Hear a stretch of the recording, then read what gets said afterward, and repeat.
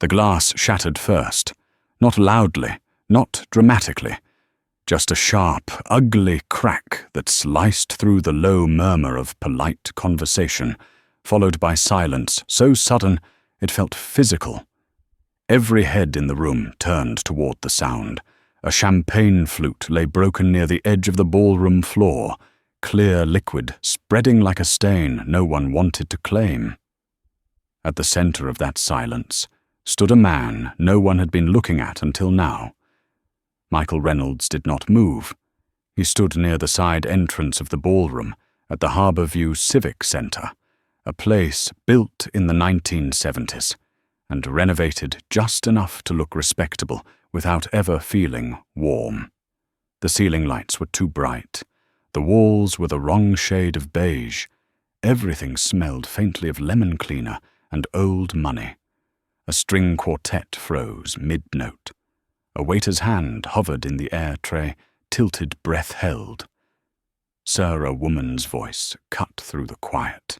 Tight, controlled, sharp around the edges. You can't stand there.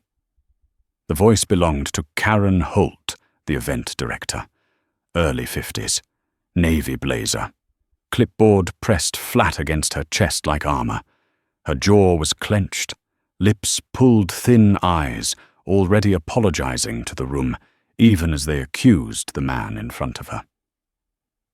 Michael Reynolds looked down at the glass by his shoe.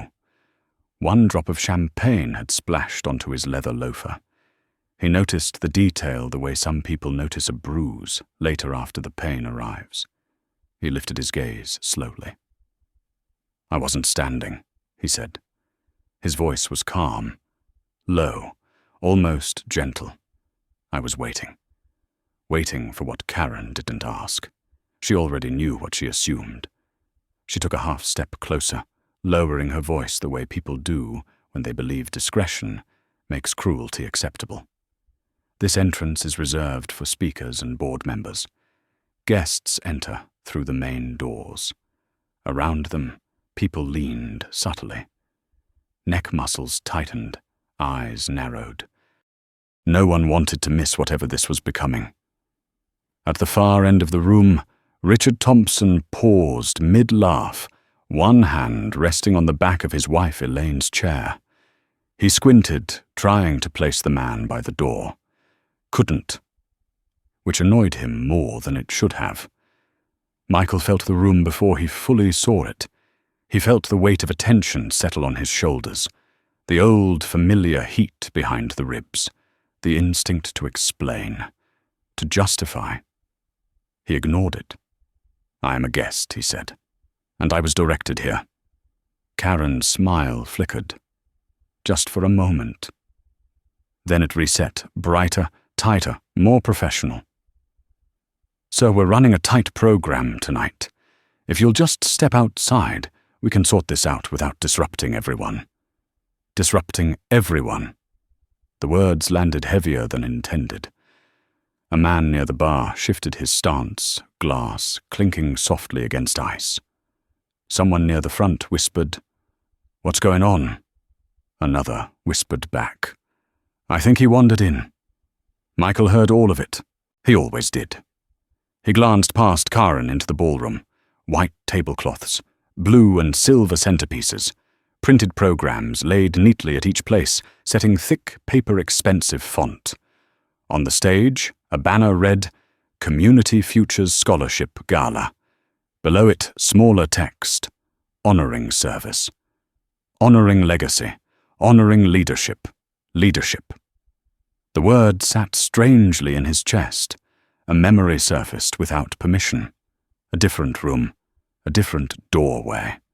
30 years earlier, a plant manager telling him he was in the wrong building. A security guard asking for his badge twice. The same look, the same tone, the same polite insistence that somehow always meant no.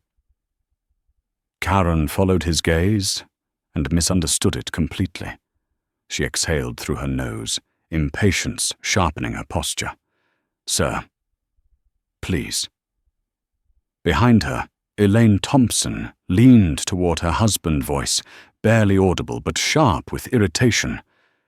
"Why do these things always happen at these events?" she murmured. "Every year. Someone doesn't know the rules." Richard didn't answer. He kept watching. Something about the man's stillness bothered him. Most people, when cornered, fidgeted, apologized, or lashed out. This man did neither. He stood like someone used to rooms turning against him. Michael finally spoke again. "I don't want to cause a scene." Karen almost laughed. "Almost. Then let's avoid one." Their eyes locked, hers calculating, his steady. There was a beat, just one, long enough for the tension to stretch thin. From the side, a younger volunteer stepped forward, a woman in her late 20s with a name badge that read Anna. Her hands twisted nervously at her waist. "Karen," she said quietly. "I think he might be." Karen cut her off with a look so sharp it felt audible. Anna stopped, mid-sentence, color rising in her cheeks. She stepped back, eyes dropping to the floor. Another silence settled. Thicker now. Michael noticed Anna, noticed the way her shoulders hunched, the way regret flickered across her face. He filed it away. Not as leverage, as truth. "I'll wait over there," he said, finally gesturing toward an empty stretch of wall near the coat check. His voice carried just enough firmness to signal he was not asking permission. Karen hesitated. The room breathed out, collectively disappointed and relieved all at once. She nodded once. "Thank you." As Michael walked, whispers followed him like static. A man with silver hair muttered, "Probably staff." A woman near the front row shook her head. No badge. Another voice, older, quieter, said nothing at all, but watched with a look that lingered too long to be neutral. At the Thompson table, Elaine straightened her posture. "Unbelievable," she said under her breath. These places used to mean something. Richard took a sip of his drink. He tasted nothing. Michael reached the wall and stopped. The coat check attendant glanced at him, then away. A clock above the exit read 6:45 in the evening. "Program start in 15 minutes. He felt his pulse in his throat now. Not fear, not anger. Something closer to resolve, heavy and slow. He reached into the inside pocket of his jacket and touched the folded envelope there. Thick, cream-colored. His name printed in raised ink. He did not take it out. Across the room, Karen was already smiling again, moving, smoothing, resetting the night. She made a note on her clipboard. She did not look back. Anna did. Just once. Their eyes met, hers filled with questions she did not yet know how to ask. Michael looked away first. The lights dimmed slightly. The quartet resumed. Applause rippled as the MC stepped onto the stage, voice-warm, practiced, confident. "Good evening, everyone, and thank you for joining us tonight in support of opportunity education and the future of our community." Michael closed his eyes for half a second. When he opened them, his reflection stared back from the polished surface of a framed donor list on the wall. The top line was blurred by glare. He knew what it said anyway.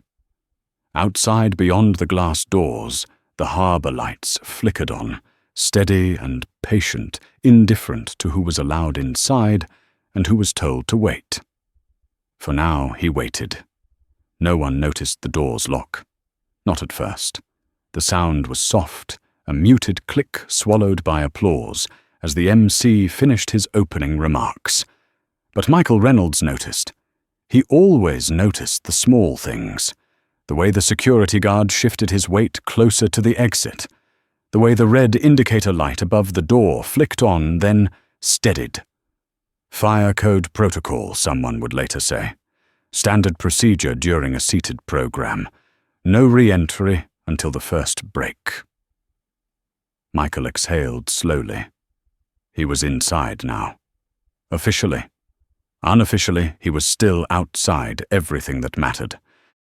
From his place near the coat check, he watched the room settle. Chairs scraped softly against the floor. Programs unfolded. People leaned toward one another, whispering last comments before silence was expected. He saw Anna again, hovering near the edge of the volunteer section, her hands clasped so tightly her knuckles had gone pale. She kept glancing toward Karen Holt, then toward him, caught between duty and doubt. On stage, the MC spoke about legacy, about giving back, about the responsibility of those who had done well to make sure others had a chance to do better. The words were polished, well-timed, familiar. Michael had heard versions of them for decades. He believed most of them. What he did not believe was how easily people used them as decoration. At the Thompson table, Elaine adjusted the pearls at her throat. She leaned toward Richard, her smile never leaving her face. "I spoke to Karen earlier," she murmured. "She said we're getting our meeting with the foundation chair next week. Finally." Her eyes flicked briefly toward the back of the room. "We need that introduction." Richard nodded, though his attention drifted again. He watched Michael without meaning to. The man hadn't left, had not argued, had not made himself small either. He just stood there still as a photograph someone forgot to hang. It irritated Richard in a way he could not quite name. On stage, the MC transitioned smoothly. "Before dinner service begins, we'd like to recognize the individuals whose leadership and long-term commitment made tonight possible." Applause rose automatic. A spotlight swept across the room, pausing briefly on familiar faces. Board members, former mayors, donors whose names were etched into buildings. Michael felt the envelope in his pocket again, heavier now. He thought of the phone call 3 weeks earlier. The board chair's voice, cautious but respectful. "We'd love for you to say a few words this year. Just a few. About why you keep coming back." He had said yes after a long pause. Not because he enjoyed speaking, because he was tired of silence. Karen Holt stood near the side of the stage posture, perfect headset snug against her ear. She nodded at cues no one else could hear. Her eyes flicked toward the back wall and hardened slightly when she saw Michael still there. She made a small gesture to the nearest security guard. Nothing dramatic, just a reminder. The guard took 2 steps closer to Michael, stopped, hesitated. He leaned in slightly. "Sir," he murmured low enough not to carry. "Once dinner starts, we'll need you, seated or outside." Michael looked at him. Really looked. Mid-40s. Wedding ring worn smooth. A tired crease between the eyes that came from years of standing where people did not want to be seen. "I understand," Michael said. "I'm expected." The guard frowned. Expected where Michael did not answer. He did not need to. He let the silence do the work. The guard studied him for a moment longer, then straightened. "I'll check," he said already, uncertain. He walked away, radio lifting toward his mouth. Anna saw it happen. Her breath caught. She took a step forward, then another heart pounding so loudly she was sure someone could hear it. She reached Karen just as the MC announced the dinner break. Karen Anna whispered urgently, "I really think there's been a mistake." Karen did not look at her. "Now is not the time." "He's on the donor list," Anna pressed. "I saw his name earlier. It was at the top." Karen's jaw tightened. She turned slowly, smile gone. "You saw a name?" "Yes," Anna said, voice shaking now. "Michael Reynolds." For a fraction of a second, Karen's face went blank. Not confusion, calculation. Then irritation returned sharper. "That's impossible," she said. "Mr. Reynolds confirmed he'd arrive later." Anna swallowed. "He's here." Karen followed her gaze, saw Michael. Really saw him this time. The way he stood, composed, patient, like someone who did not need permission to exist. The room felt suddenly smaller. Her headset crackled with a question she did not answer. Across the ballroom, Richard Thompson noticed the shift. The way Karen's shoulders stiffened, the way the guard returned, speaking quickly, voice low. Elaine followed his line of sight and frowned. "What now?" she whispered. On stage, the MC cleared his throat. "Ladies and gentlemen, before we continue, there's been a slight adjustment to our program." A ripple of curiosity moved through the room. Forks paused mid-air. Conversations hushed. Karen stepped toward the MC, whispering sharply. He nodded, surprised.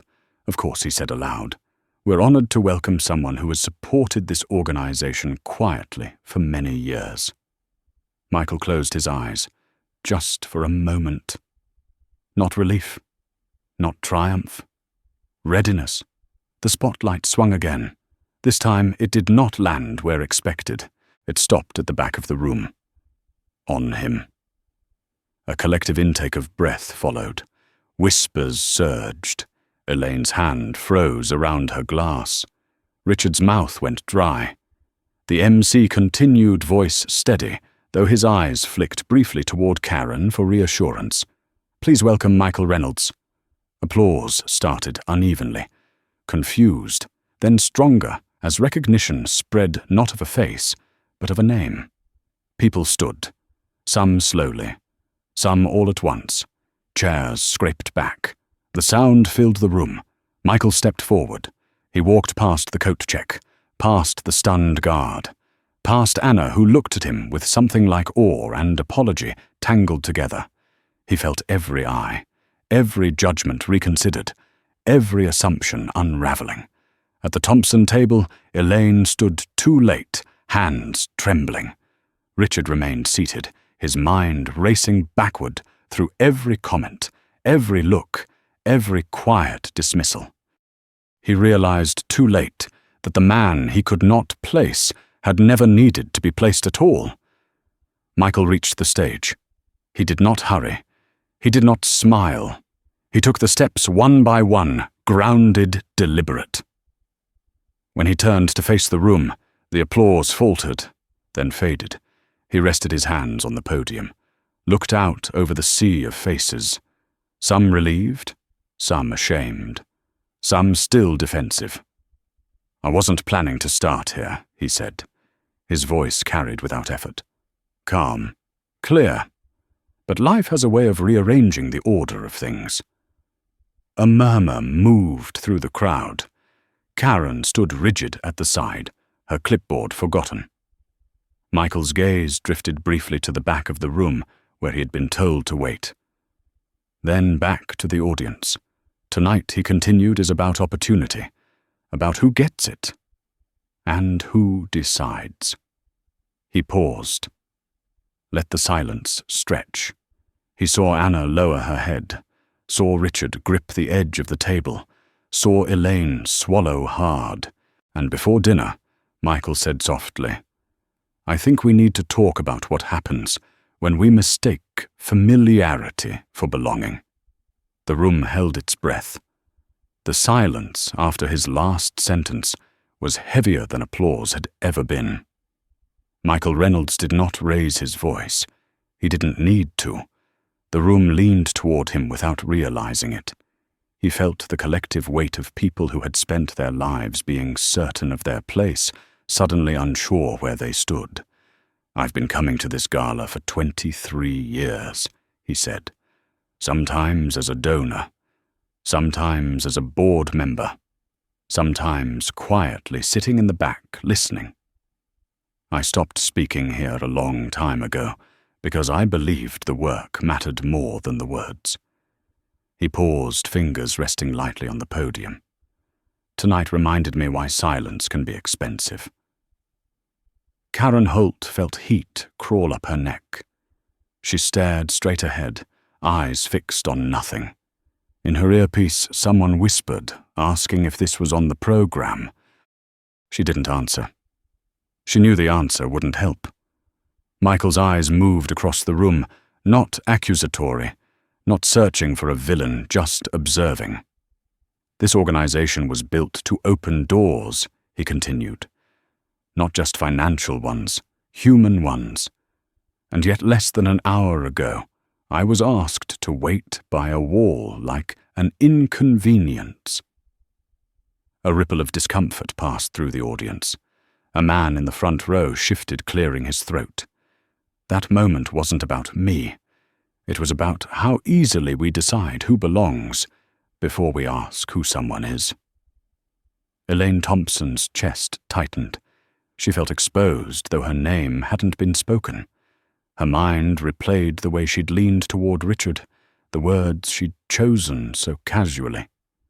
She glanced around and saw other women like her, women she'd lunched with for decades, suddenly avoiding her eyes. Richard sat very still. He understood something now that he hadn't earlier.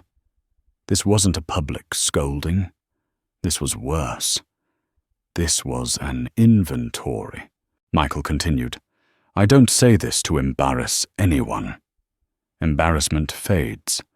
I say it because I've spent my life watching good intentions collapse under unexamined habits. He looked down briefly, then back up. And because this room is full of people who tell young folks to be brave to speak up, to take risks, while modeling all the opposite. A murmur spread. Defensive now. Uneasy. Karen's phone vibrated in her pocket. She ignored it. I'm going to finish what I came here to do, Michael said. I'm honoring my commitment to these scholarships. Applause started tentative, then stronger. He lifted a hand, stopping it. But I'm also making a change. The word change landed sharply.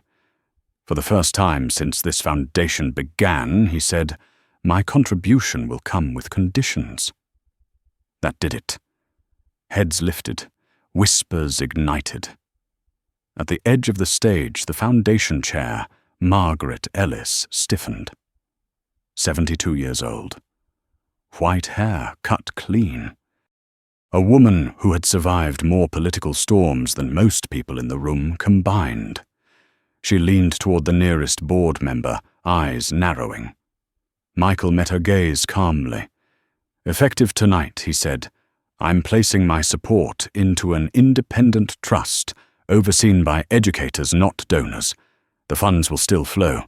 The students will not be affected. He paused. But access to influence will.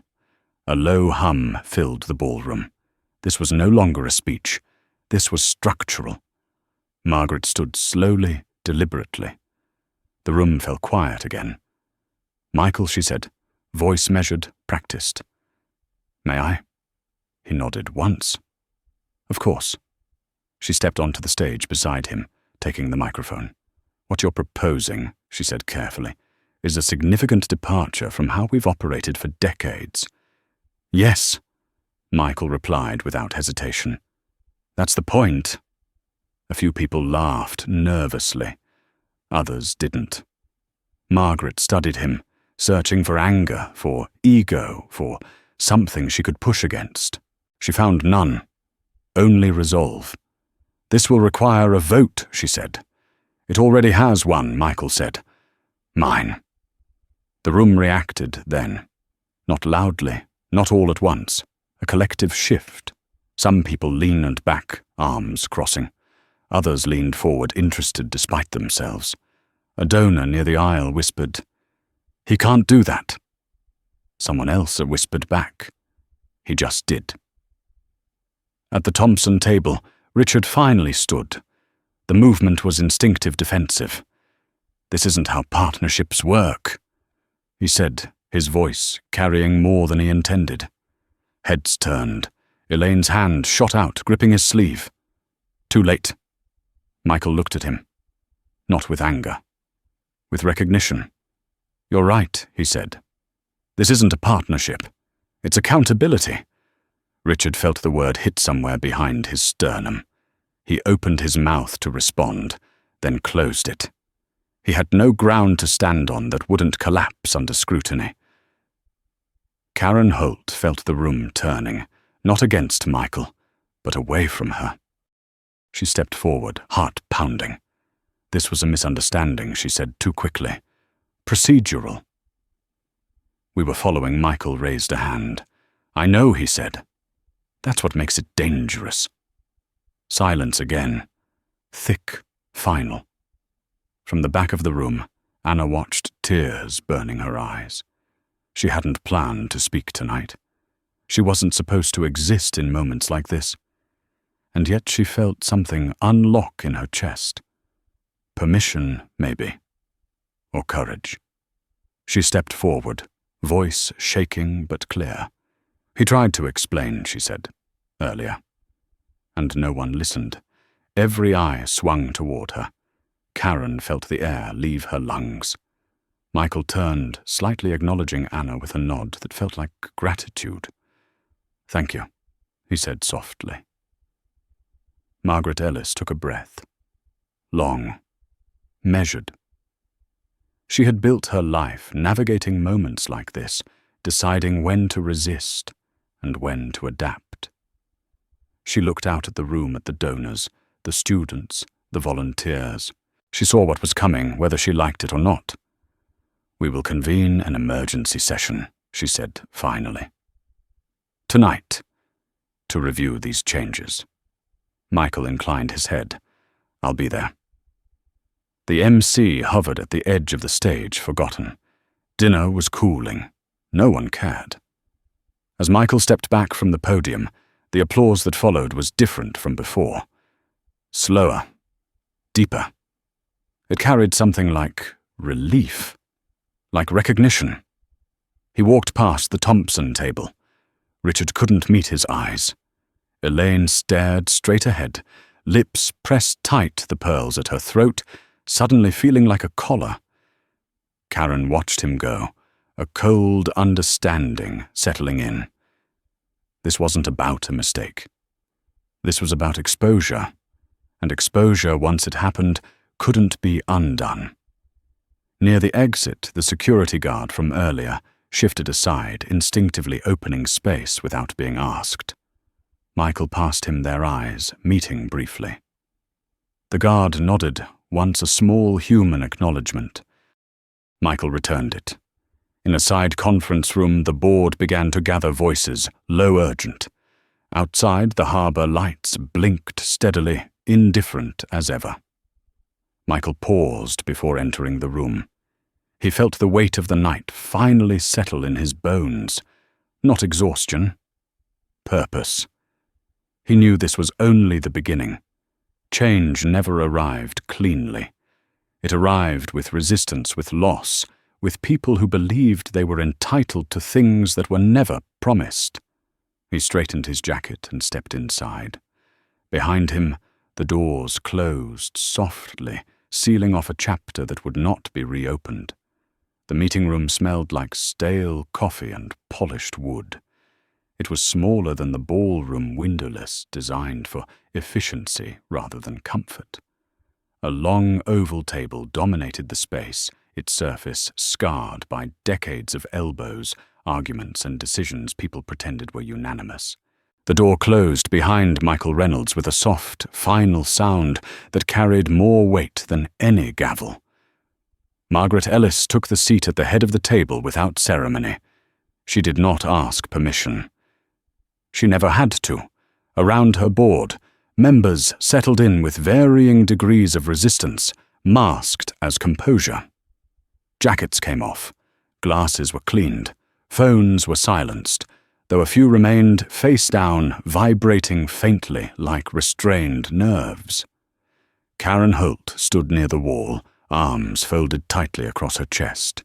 No clipboard now, no headset, just a woman realizing that procedure offered no shelter when values were questioned. Michael remained standing for a moment. He looked at the faces around the table. Some he knew well, some only by reputation. men and women in their late 50s, 60s, 70s. People who had built things, lost things, protected things. He recognized the posture of people bracing for a loss they hadn't yet named. Margaret broke the silence.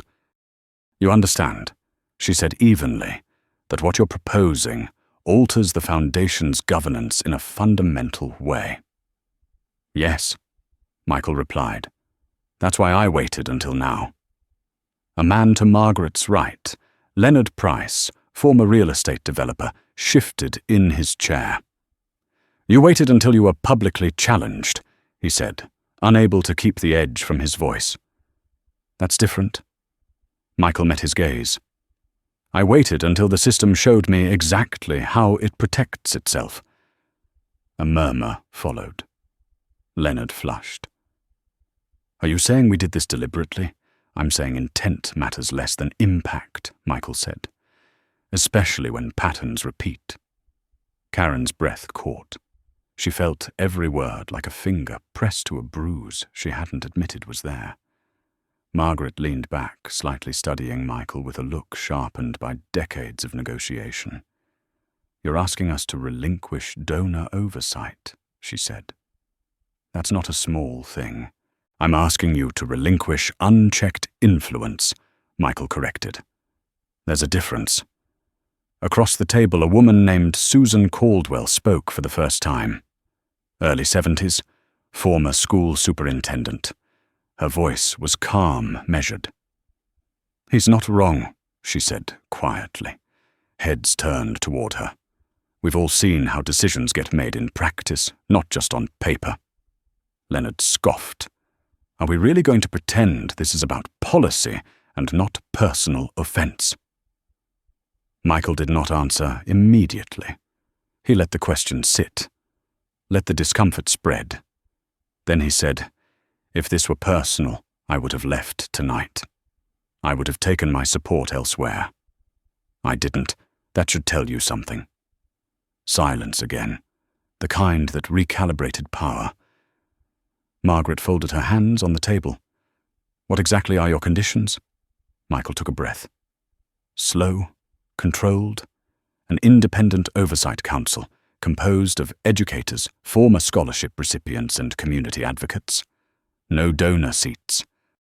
No honorary titles, term limits enforced, and a formal review process for how access and visibility are granted at our events.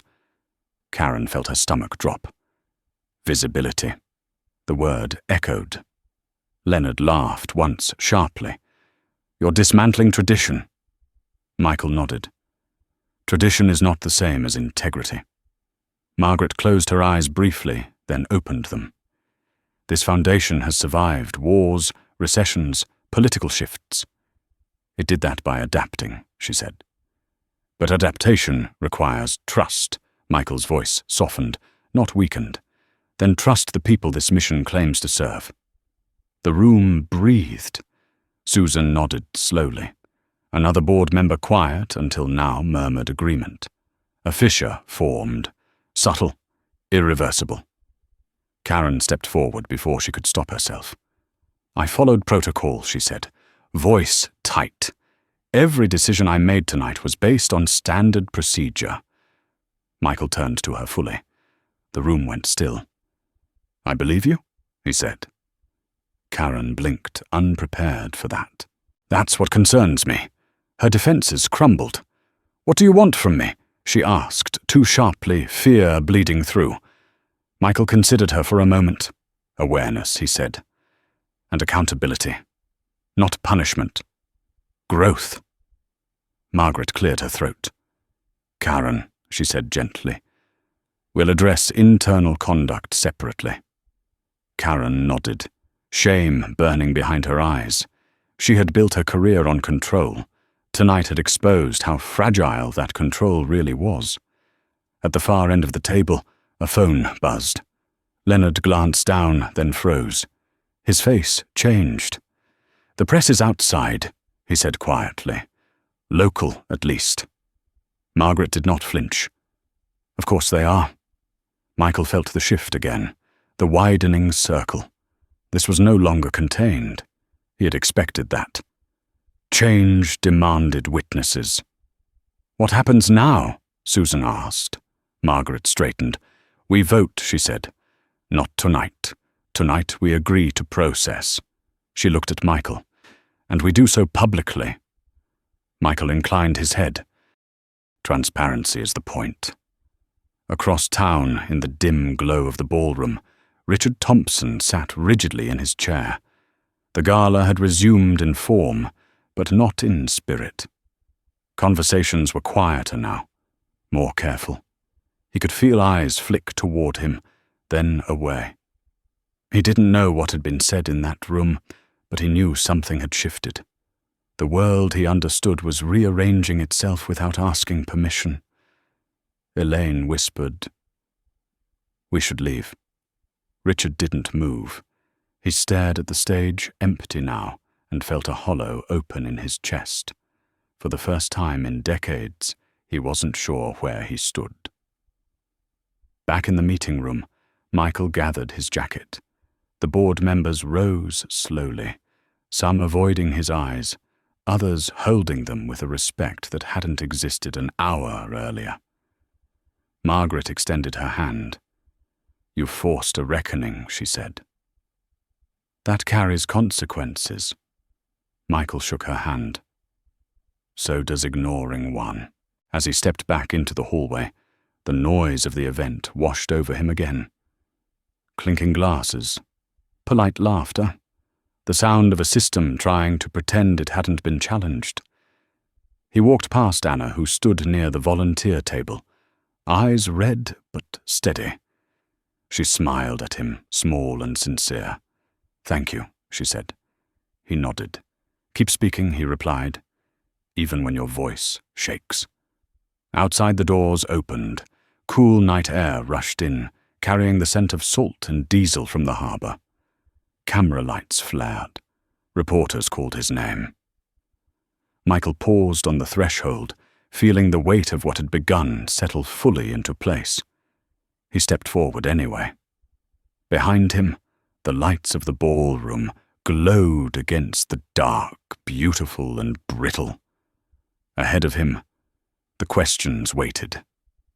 The first question hit him before his second step touched the pavement. "Mr. Reynolds, is it true? You were denied access inside," a voice shouted from the cluster of cameras. Another followed immediately. "Are you accusing the foundation of discrimination?" A third, sharper, older. "Is this about race or about power?" Michael Reynolds stopped. He did not raise his hands. He did not shield his face. He stood under the harsh white lights, the harbour wind tugging at his jacket, and let the noise crest without answering. He watched the reporters the way a seasoned sailor watches a storm, not with fear, but with calculation. "Tonight," he said, finally, his voice, cutting clean through the chaos, "was not about me being denied anything." The shouting faltered. Microphones pushed closer. It was about how easily a system forgets its own purpose when it grows comfortable. He glanced back through the glass doors where silhouettes moved restless and uncertain, and about how quickly people confuse familiarity with entitlement. A reporter near the front frowned. "So you're saying this wasn't personal?" Michael met her eyes. It became personal the moment no one thought it was. He stepped forward again, deliberately forcing the cameras to adjust. Flashbulbs popped. Somewhere behind him, Karen Holt watched from the doorway, her face pale arms wrapped around herself. She felt like she was watching the ground shift beneath a house she'd built carefully, brick by brick. Richard Thompson stood just inside the ballroom, unseen by the cameras, but acutely aware of the attention outside. Every word Michael spoke felt like it was aimed through the glass straight at him. He loosened his tie, then tightened it again. His phone buzzed in his pocket. He ignored it. Outside, a younger reporter pressed on. Are you withdrawing your funding? Michael shook his head once. No. The students did nothing wrong. Then what happens now? Michael's jaw tightened, not with anger, but with resolve. Now we examine the difference between charity and justice. He turned, slightly signaling the end. That examination takes time. He walked away from the microphones, then not toward a waiting car, but down the sidewalk that curved along the harbour. The cameras hesitated, uncertain whether to follow. Some did. Some stayed. Inside, the gala staggered toward its end. Dinner plates were cleared, half-eaten. Conversations stalled and restarted awkwardly. Elaine Thompson sat rigid, smiling when spoken to, her face aching from the effort. She felt eyes on her, constantly now measuring, reassessing. She leaned toward Richard. "People are talking," she whispered. Richard nodded without looking at her. He scrolled through his phone. At last. Missed calls, messages, one from his brother, one from a board member, one from a client, marked urgent. He didn't open any of them. Not yet. He wasn't ready to know. At the volunteer table, Anna gathered programs with shaking hands. She replayed the moment she'd spoken, the way her voice had nearly broken. Fear lingered, but beneath it was something new. Pride, maybe. Or relief. For the first time, she felt like the room had shifted toward her, instead of away. Karen Holt retreated into a side corridor, pressing her back against the wall. She closed her eyes. Her mind ran through every choice she'd made, every policy she'd enforced without question. She had always believed neutrality was professionalism. Tonight had exposed the cost of that belief. She pulled out her phone and typed a message to the foundation chair. "We need to talk about training. Real training." Her finger hovered. Then she added, "and accountability." She sent it before she could second-guess herself. By the time Michael reached the end of the harbour path, the noise behind him had softened into distance. He stopped near a bench overlooking the water. The city lights rippled across the dark surface, distorted but steady. His phone buzzed. He checked it. A message from Susan Caldwell. "Proud of you. Long overdue. Another from Margaret Ellis. Board session at 9 tomorrow morning. Press will be there. Be ready." Michael typed back, "I am." He sat down, slowly feeling the night settle into his bones. Only now did the weight arrive, the exhaustion, the quiet after impact. He thought of his father, gone 10 years now, who used to tell him that speaking up didn't make you strong, it just revealed whether you already were. He wondered what he would have said about tonight. Across town, in the Thompson home, the television glowed in an otherwise dark living room. Elaine stood frozen as a local news segment replayed footage of Michael under the lights, his words captioned beneath. Richard entered from his study, a glass of scotch in his hand. He stopped when he saw the screen. "They're framing it as reform," Elaine said, voice thin, as if he's some kind of moral authority. Richard watched silently. He saw it then. Not the accusation, the implication. This wasn't about one night. It was about patterns, histories, things people like them assumed would remain invisible. His phone buzzed again. He answered this time. "Yes," he said, quietly. "I saw it." A pause. His shoulders sagged. "I understand." Another pause. "No, I don't think that would help." He hung up and set the phone down carefully, like it might shatter. Elaine searched his face. "Who was it?" "The board," he said. "They want a meeting." "Tomorrow." Something broke in her expression. About what Richard didn't answer. He stared at the screen as Michael Reynolds's image faded, replaced by commentary. Words like oversight and governance and reform scrolled past. He felt the ground shift again, this time under him. Back at the harbour, Michael stood and turned toward the city. He knew tomorrow would be louder, messier, harder. There would be accusations, resistance, people insisting this was all exaggerated, unnecessary, disruptive. He welcomed it, because disruption was the point. He slipped his phone into his pocket and walked on the lights of the city, stretching ahead unbroken. Morning arrived without mercy. The conference room at the Foundation headquarters filled before the sun fully cleared the skyline. Coffee cups lined the table like small shields. Legal pads lay open already, marked with hurried notes. Cameras waited just outside the glass walls, their presence felt, even when unseen. Michael Reynolds took his seat without ceremony, folding his jacket over the back of the chair. He felt the eyes on him, measuring, recalibrating. Margaret Ellis entered last. She did not rush. She never rushed. The room stilled as she took her place at the head of the table, fingers resting lightly on the wood. "We begin?" she said, her voice steady, carrying authority earned the long way. Across from Michael, Leonard Price cleared his throat. He looked like a man who had slept poorly, jaw-shadowed tie knotted too tight.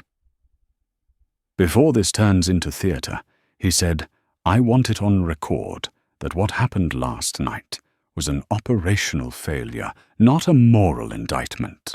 Michael didn't respond immediately. He looked instead at the reflection in the glass wall, where reporters hovered like shapes behind fog.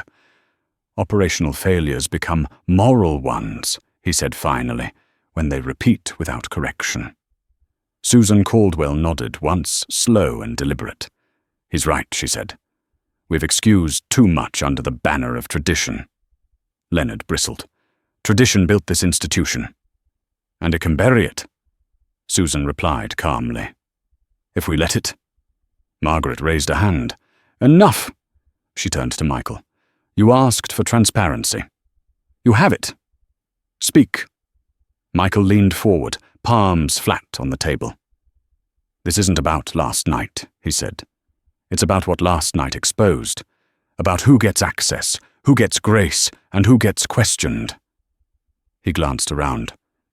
"I've funded this foundation for decades because I believed in its mission. I still do. But belief without structure is just sentiment." A murmur rippled through the room. One board member shifted uncomfortably. Another scribbled notes with sudden urgency. Margaret studied him. "You're asking us to change how power flows," she said. "That will provoke resistance." Michael met her gaze. "It already has." Outside the room, a producer gestured sharply, counting down with her fingers. Inside, tension tightened like wire. In a downtown office tower across the city, Richard Thompson sat at the long table of his own boardroom, the polished surface reflecting a version of himself he barely recognized. The faces around him were stiff, closed. People he had known for years avoided his eyes. His general counsel slid a folder toward him without ceremony.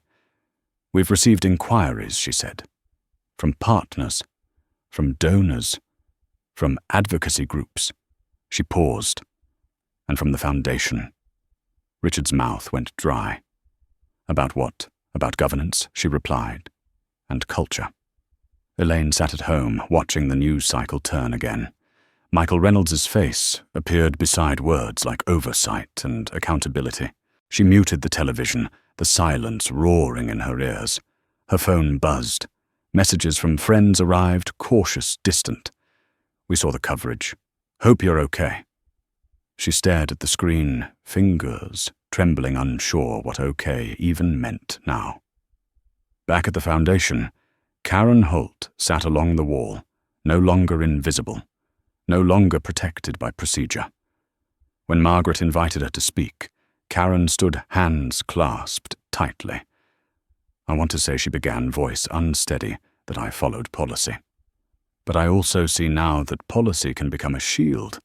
I didn't ask enough questions. The room absorbed that. Leonard scoffed quietly. Susan shot him a look that silenced him. Michael nodded once. Acknowledgement matters, he said. Change follows it. Margaret exhaled slowly. We will form the Oversight Council, she said. Effective immediately. We will review access protocols, donor influence staff training. She looked around the table. This will not be comfortable. No one argued. Not now. Outside reporters surged as the doors opened. Microphones pressed forward. Margaret and Michael stepped out together. The flash of cameras felt almost violent. Ms. Ellis, someone shouted, is the Foundation, admitting wrongdoing. Another voice cut in. Mr. Reynolds, are you satisfied? Michael lifted his hand, slightly a quieting gesture. This isn't about satisfaction, he said. It's about responsibility. Margaret nodded beside him. We are committed to reform, she said. And to listening. The word listening hung there, fragile and hopeful. By afternoon, statements circulated. Analysts weighed in. Commentators debated whether this was overdue or overreach. Michael read none of it. He returned to his office overlooking the harbour, the same view he'd had for years, unchanged by the noise. He stood at the window watching ferries cut through the water, steady and indifferent. His phone rang. A familiar number. He answered. Yes. Susan Caldwell's voice came through, warm and tired. You've started something, she said. I know, Michael replied. There was a pause. Are you ready for what comes next? Michael thought of the room last night, of Anna's shaking voice, of Karen's realization, of Richard Thompson's rigid posture as the ground shifted. I've been ready for a long time, he said. Across town, Richard Thompson sat alone in his office long after everyone else had left. The city hummed below, distant and uncaring. He opened the folder again, scanning the words he had avoided all day. Review, oversight, expectations. His phone buzzed. Elaine's name. He hesitated, then answered. We need to talk, she said, her voice small. I know, he replied. Silence stretched between them, heavy with things unsaid. Finally, Elaine spoke. I didn't think it would matter, she said. The way we spoke, the way we assumed. Richard closed his eyes. Neither did I, he said. The admission felt like a fracture. Evening fell. The news cycle moved on to other stories, but the undercurrent remained. In offices and living rooms across the city, people replayed what they had seen, what they had ignored before. Michael Reynolds's name became shorthand, not for scandal, but for disruption with purpose. He left his office as the sky darkened, walking the familiar path along the harbour once more. The wind carried the smell of salt and steel. He felt tired now, truly tired, but beneath it ran something steadier. Resolve, yes, but also clarity. He knew this was no longer about one foundation, one gala, one night. It was about systems that survived on habit and silence, about who benefited from both. As he walked, his phone buzzed again, a message from Margaret Ellis. Tomorrow will be harder. He typed back, good. Hard things last. The city lights reflected in the water, fractured, but bright. Michael kept walking the path ahead, uncertain, but finally visible. The backlash arrived quietly at first. It didn't announce itself with shouting or headlines. It slipped in through opinion columns, private emails, boardroom murmurs disguised as concern. Michael Reynolds felt it before he saw it, the subtle cooling of rooms that had once welcomed him without question. The first message came from an old acquaintance, decades of polite respect, condensed into 3 careful lines. You've made your point. Now let people move on. Michael read it once, then deleted it. He knew what it meant. Stop pressing. Stop changing things that make people uncomfortable. At the foundation, the Oversight Council convened for the first time in a borrowed conference room with mismatched chairs and no portraits on the walls. That absence mattered. Teachers sat beside former scholarship recipients. A community organizer from Dorchester leaned forward, hands folded, listening intently. This was not a room built for display. It was built for work. Susan Caldwell chaired the meeting, her voice steady, unhurried. "We're here because trust eroded," she said. "And trust doesn't return through statements. It returns through structure." Michael watched the room carefully. He spoke only when asked. This was not his counsel to dominate. It was his responsibility to protect its independence. He saw the skepticism soften as conversations deepened, as stories surfaced that had never reached donor dinners or glossy brochures. By mid-morning, the phones began ringing again. A columnist from a national paper wanted comment on whether Michael's actions signaled a broader reckoning in philanthropy. A radio host framed it as an attack on tradition. Michael declined both. He had learned long ago that arguments played out in sound bites never reached the people who needed them most. Across the city, Richard Thompson sat through his own meeting, one that felt nothing like the foundation's. The air in his boardroom was heavy with restraint. The questions were polite. The implications were not. "Your name is trending in contexts we can't control," a board member said, folding his hands carefully. "Our partners are nervous." Richard nodded, jaw tight. "This will pass," he said, though he no longer believed it. Another director leaned forward. "The concern isn't the incident," she said. "It's what it revealed. About leadership culture. About blind spots. Blind spots." The phrase landed hard. Richard thought of Michael Reynolds standing calmly under the lights, refusing to be diminished. He thought of how easily he himself had dismissed him before knowing anything at all. Elaine watched from the sidelines of that same life unraveling. She stopped attending luncheons. She avoided the grocery store she'd frequented for years, driving farther instead, as if distance could soften recognition. When she did see familiar faces, the smiles were cautious. Now conversations clipped. No one accused her outright. That was worse. She replayed the gala endlessly. Not the confrontation, but the moments before it. The assumptions, the confidence that came from always being affirmed. She began to understand that the shock wasn't that things had changed. It was that they had been allowed to stay the same for so long. Back at the foundation, Karen Holt sat through her first training session without speaking. The facilitator spoke about implicit bias, about procedural harm, about how neutrality could reinforce inequity. Karen felt exposed, defensive. Then something else. Tired. Tired of pretending that professionalism meant detachment. When asked to share, she hesitated. The room waited.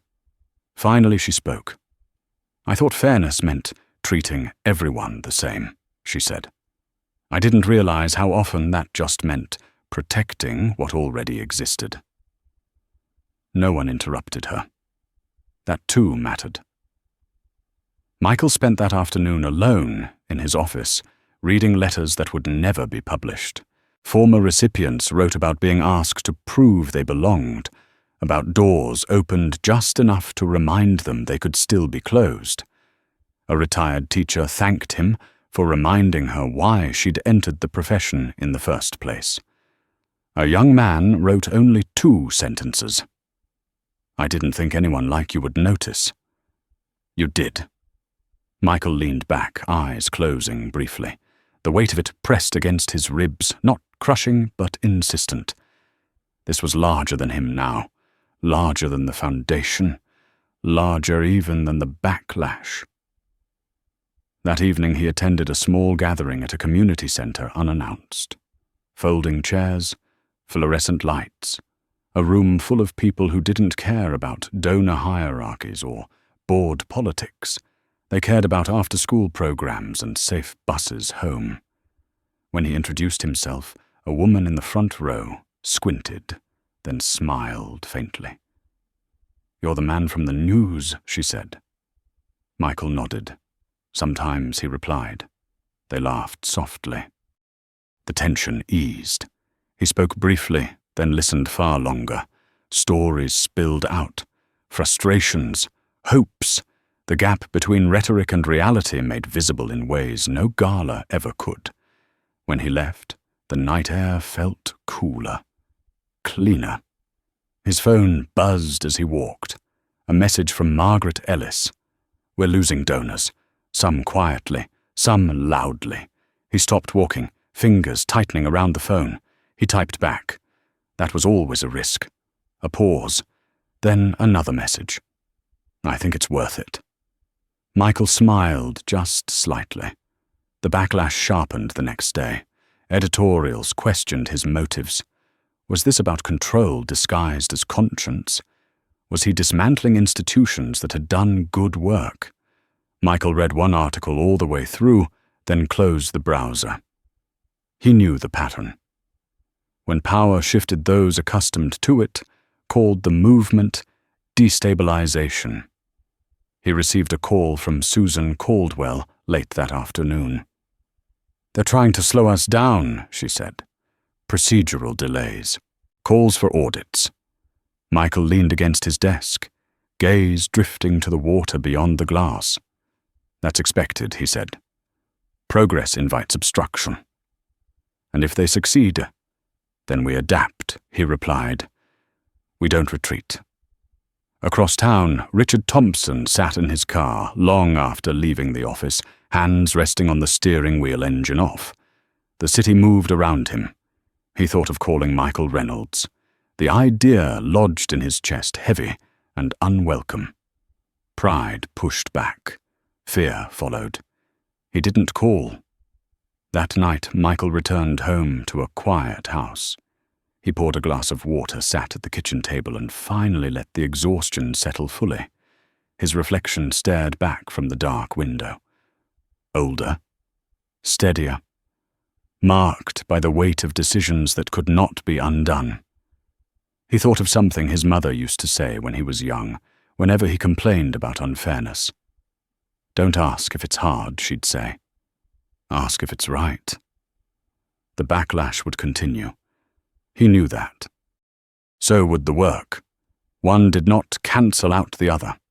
Outside the city hummed indifferent and alive. Michael finished his water, stood, and turned off the light. Tomorrow would bring more resistance, more noise. He welcomed it now, because silence, once broken, never truly returned. The first subpoena arrived on a Thursday afternoon, folded into an envelope thicker than necessary, as if weight alone could make it convincing. Michael Reynolds read it once, then again, not for fear, but for clarity. The language was precise, carefully designed to imply gravity without stating it outright. A request for documents, emails, meeting notes, communications with board members, perfectly legal, perfectly expected. He set it down beside the window and watched a tugboat inch across the harbor, stubborn against the tide. At the foundation, the Oversight Council reacted with a mix of alarm and resolve. "They're testing us," said the organizer from Dorchester, her voice steady but tight, seeing who flinches. Susan Caldwell adjusted her glasses. "We don't flinch," she said. "We document." Michael listened, nodding. "Transparency cuts both ways," he said. "If they want the light, give it to them." The subpoenas multiplied. Not dozens. Not yet. Just enough to create a narrative, a suggestion that reform had crossed into impropriety. Reporters circled again, this time, less curious, more skeptical. Was the donor exerting undue influence? Was the new counsel a front? Was this accountability or consolidation? Michael declined interviews. He knew how quickly words could be repurposed. Instead, he opened his files. Years of correspondence. Minutes from meetings long forgotten. He read his own past as if it belonged to someone else, noting patterns he had tolerated too long. He felt a familiar sting of regret, not for acting now, but for waiting. Across the city, Richard Thompson received his own envelope. Not a subpoena. A notice. The board requested a formal review of executive leadership practices. Effective immediately. He stared at the paper until the words blurred. In the quiet of his office, he finally allowed himself to say it aloud. I did this. Elaine heard about the review second-hand through a friend who used to call every week and now texted once a month. It's getting serious, the message read. People are asking questions. Elaine sat at the kitchen table, hands wrapped around a mug, gone cold. She thought of the gala again, the way she'd laughed, softly secure in her place. She wondered how many moments like that she'd never questioned. The realization settled heavy and slow. It wasn't just that she'd been wrong. It was that she'd never thought she needed to be right. At the foundation, Karen Holt was called into Margaret Ellis's office. The door closed. The conversation lasted an hour. When Karen emerged, her face was pale but composed. She returned to her desk and began drafting a memo outlining new access protocols, language careful, thorough. She paused, then added a paragraph she'd never written before. Personal accountability. She didn't know where it would lead. She knew only that omitting it felt like lying. Michael spent his evenings differently now. Not at dinners, not at panels. He sat in community halls, school gyms, church basements. He listened. He took notes by hand. People spoke cautiously at first, then with urgency. Stories overlapped. Patterns emerged. Gatekeeping disguised as standards. Opportunities granted conditionally. Respect rationed. One night, a man in his late 60s raised his hand. I've been volunteering for 40 years, he said. I thought I was helping. Now I'm not so sure. Michael met his eyes. Helping doesn't end when we realize we were wrong, he said. That's when it starts. The legal pressure intensified. A hearing was scheduled. Closed door. Preliminary. But the date alone sent ripples through donor networks. Some pulled back quietly. Others doubled down, issuing statements about due process and fairness, careful not to mention who fairness had historically served. Margaret Ellis called Michael late one evening. They're trying to fracture us, she said, separating your actions from the foundations. Michael leaned against the counter, the hum of the refrigerator loud in the quiet kitchen.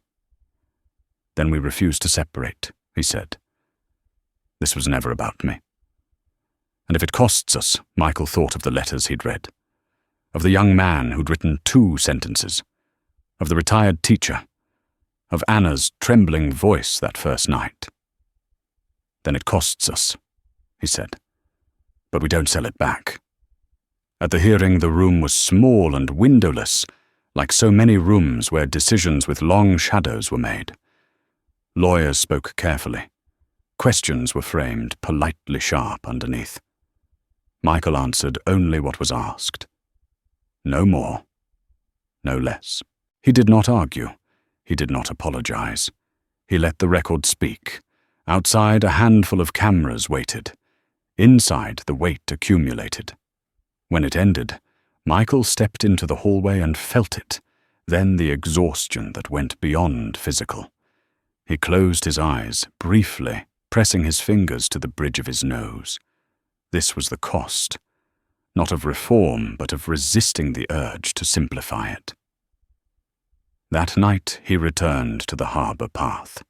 The wind was stronger, the water restless. He walked until the lights thinned and the city noise softened. His phone buzzed, a message from Susan. They're calling for a public forum. Michael stopped walking. A pause. Another message. They want you to speak. He stared at the screen, thumb hovering. This was different. This wasn't controlled. This wasn't behind closed doors. This was exposure without armor. He typed back. When the reply came quickly. Next week. Across town, Richard Thompson sat alone in his office. Again, the city dark outside the windows. He opened a draft email he'd started and abandoned 3 times. The subject line read only Michael Reynolds. He read it, deleted a sentence, added another, then closed the file without sending it. He wasn't ready. He didn't know if he ever would be. Elaine, restless, turned on the television. A panel discussed philanthropy and power. Michael's name surfaced, then faded. She muted the sound and watched their faces instead. Confident. Certain.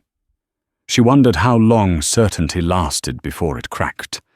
At home, Michael sat at his desk and pulled out a folder he hadn't opened in years.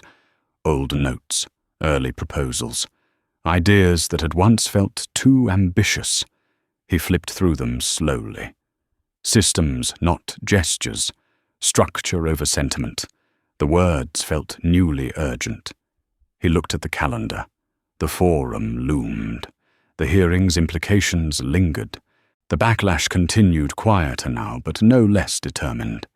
He felt the familiar tightening in his chest, the instinct to retreat. He did not indulge it. He closed the folder and turned off the desk lamp. In the dark, the city breathed. The tide shifted. Somewhere between resistance and resolve, a line had been crossed, and it was not his alone anymore. The auditorium filled slowly the way rooms do when people arrive carrying doubt instead of excitement. Folding seats creaked, programs rustled, a low murmur settled into the air, cautious, watchful. This wasn't a gala crowd, no tuxedos, no polished speeches waiting to be applauded on cue. This was a mix of retirees, teachers, non-profit staff, donors, students, reporters. People who had come not to celebrate, but to decide what they believed. Michael Reynolds stood just off stage, listening. He could hear the moderator testing the microphone. The sound echoed, once sharp and hollow. He felt the weight of the moment settle into his shoulders, not as fear, but as gravity. This room didn't owe him anything. He knew that. Authority here would not come from money or position. It would come from honesty, or not at all. Backstage, Susan Caldwell adjusted her jacket and glanced at him. "They're restless," she said quietly. "That's not a bad thing." Michael nodded. "It means they're paying attention." Across town, Richard Thompson watched the live feed from his office, blinds half drawn. He told himself it was professional curiosity. He told himself it mattered to understand the narrative forming around his name. The truth sat deeper and heavier. He needed to hear what Michael Reynolds would say when there was nowhere left to hide behind protocol. Elaine sat at home, lights dimmed, volume low. She held her phone in her lap, but didn't look at it. She was tired of messages that didn't say anything. Tired of friends asking how she was instead of asking why. On stage, the moderator stepped forward. "Thank you all for coming," she said. "Tonight is not a debate. It's a conversation."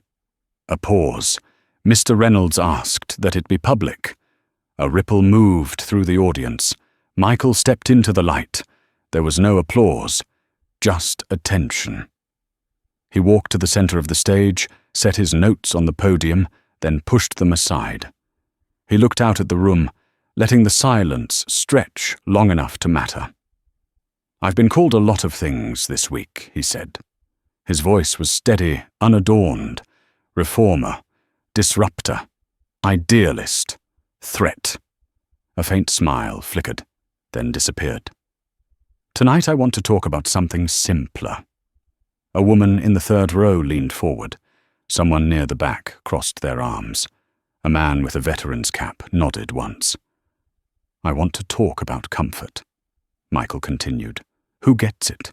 Who protects it? And what we're willing to sacrifice to keep it. The room remained silent. For most of my life, he said, I learned how to navigate spaces that weren't built with me in mind. I learned when to speak and when silence would keep the peace. He paused. Silence works until it doesn't. A murmur rippled, then stilled. When what happened at the gala became public, Michael said many people asked why I didn't just let it go, why I didn't handle it privately. He leaned slightly toward the audience. The answer is because it was never private. He lifted his hand, not pointing, just indicating the room itself. It lives in hiring decisions, in who gets invited to which rooms, in which voices are trusted and which are tolerated. His eyes moved slowly, deliberately. And it survives because people who benefit from it tell themselves it's not personal. In his office, Richard felt his throat tighten. He recognized himself in that sentence more than he wanted to admit. A man in the audience raised his hand, older white hair neatly combed. Are you saying everyone here is complicit? Michael met his gaze. I'm saying we all participate in systems, he replied. The question isn't whether we're involved. It's whether we're willing to examine our role. The man nodded slowly, thoughtful rather than defensive. Another voice called out sharper. You're tearing down institutions that do good work. Michael didn't flinch. I'm asking them to do better work, he said. Those are not the same thing. He shifted his weight, grounding himself. I didn't build the Oversight Council because I wanted control. I built it because I've watched too many good missions fail the people they claimed to serve. He paused. Structure outlasts intention. Applause broke out then. Not thunderous. Measured. Earned. Michael waited for it to fade before continuing. I know change feels like loss to those who've always had access. His voice softened, but only slightly. I also know what it feels like to be told again and again to be patient while opportunity passes you by. In the living room, Elaine felt tears rise unexpectedly. She wiped them away, frustrated. This wasn't supposed to be about her feelings, and yet here they were. A student near the aisle raised her hand. What happens after this? She asked. When the cameras leave, Michael smiled at her, genuine this time. That's the only part that matters, he said. After the cameras leave, he leaned on the podium. What happens next is work. Slow work. Boring work. Meetings and revisions and listening sessions that don't make headlines. A few people chuckled softly. It's the kind of work that doesn't feel heroic. But it's the only kind that lasts. The moderator stepped closer. We have time for one more question. There was a pause. Then from the back a familiar voice rose. Richard Thompson stood. The room shifted. Whispers sparked. Michael felt it instantly. He did not turn away. Richard cleared his throat. His hands trembled, slightly visible even from the stage. I was at the gala, he said. I benefited from the way things were. He swallowed. I didn't question it. And I should have. Elaine gasped softly in her living room. Richard continued, voice unsteady but audible. I'm not asking for forgiveness, he said. I'm asking what accountability actually looks like. The room held its breath. Michael studied him for a long moment. He saw the fear, the pride cracking, The uncertainty that came when identity collided with consequence. Accountability, he said, finally starts with telling the truth when it costs you something. Richard nodded, eyes wet. He sat down slowly. The moderator exhaled. "Thank you," she said quietly. Michael straightened. "This conversation doesn't end tonight," he said. "It starts here." He looked around one last time. Change isn't comfortable. If it is, it probably isn't change. He stepped back from the podium. This time the applause came fully. Not explosive, not performative, sustained, heavy with recognition. In his office, Richard closed his eyes. In her living room, Elaine let the tears fall. Michael left the stage and disappeared into the wings, the sound following him like a tide. He felt emptied and full all at once, drained but certain. Outside, the city waited unchanged and already shifting. The applause faded behind him as Michael Reynolds stepped out into the narrow hallway, the sound dissolving into a low echo that lingered longer than he expected. He leaned against the cool concrete wall for a moment, breathing slowly, feeling the weight finally settle where it belonged. Not triumph, not relief. Responsibility. The kind that doesn't lift when the room clears, the kind that follows you home and waits in the quiet. Susan Caldwell joined him a moment later, closing the door gently. "You didn't let them turn it into spectacle," she said. That mattered. Michael nodded. "They tried," he replied. "They always do." Down the hall, staff members moved carefully, voices hushed, as if the building itself were listening. A few nodded at him, unsure whether to smile. He recognized the look. People adjusting to a new gravity.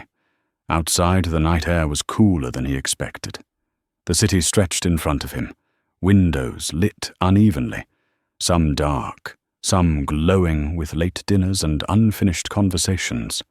He walked without urgency, the streetlights marking time in steady intervals. By the next morning, the world had shifted again. The headlines were less dramatic than before.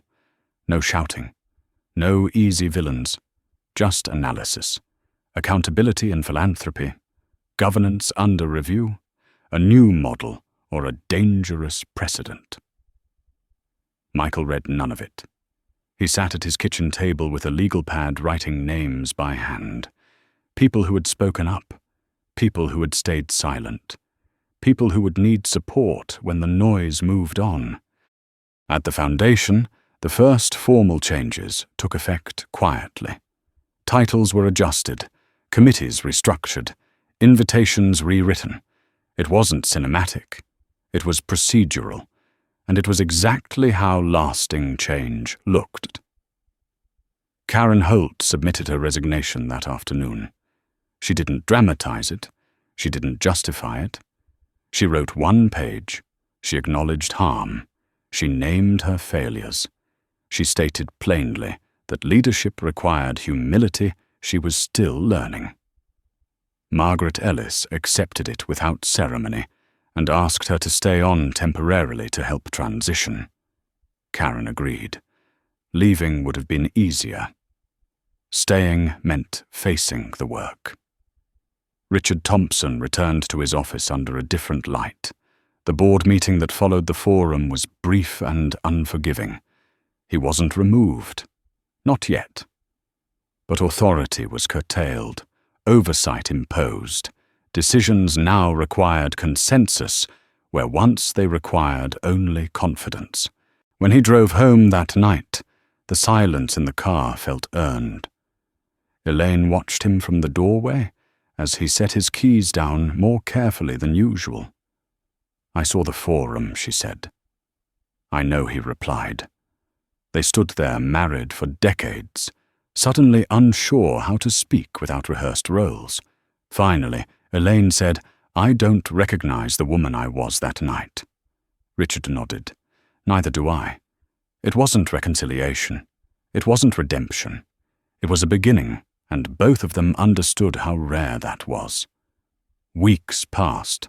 The legal inquiries lost momentum. Transparency left little room for suspicion to grow. Some donors never returned. Others arrived quietly, younger, more cautious, less interested in recognition. The Oversight Council published its first report. It wasn't flattering. It was honest. Michael sat in the back of the room when it was presented. He had learned where he belonged in moments like that. One afternoon, he received a handwritten note. The envelope was thin, the handwriting uneven. It was from Anna. She thanked him for what he had modeled, for what he had not demanded. She wrote that she had accepted a new position, one that would give her space to build systems, instead of enforcing them. Michael smiled and placed the note in his desk drawer with the others. That evening he returned to the harbour path, the same one he had walked so many times during the unravelling. The water was calm now, the city lights steadier. He stopped where the tugboat had passed weeks earlier and watched a ferry glide by, full of people heading home, unaware of how close the world always was to changing. He thought of his mother again, of her insistence on dignity, of her quiet belief that systems could be bent by people willing to stay when leaving would be easier. He didn't feel finished. He felt aligned. Later that night, he sat at his desk and opened his laptop. Not to read the news, to write. He typed slowly, deliberately, choosing clarity over polish. He wrote about the difference between charity and justice, about the danger of comfort, about silence. He wrote for the people who would never attend a gala or sit on a board, but lived with the consequences anyway. When he finished, he didn't reread it. He closed the file and turned off the screen. The story had never been about one night, or one man, or one institution. It had been about what happens when someone refuses to shrink in a room built to make shrinking feel polite. It had been about choosing responsibility over approval structure, over symbolism, dignity over ease. And now it was about what came next. If this story stayed with you, take a moment to like it, and subscribe for more stories that challenge power and honor dignity. And in the comments, share 3 words that matter to you. Choose dignity daily.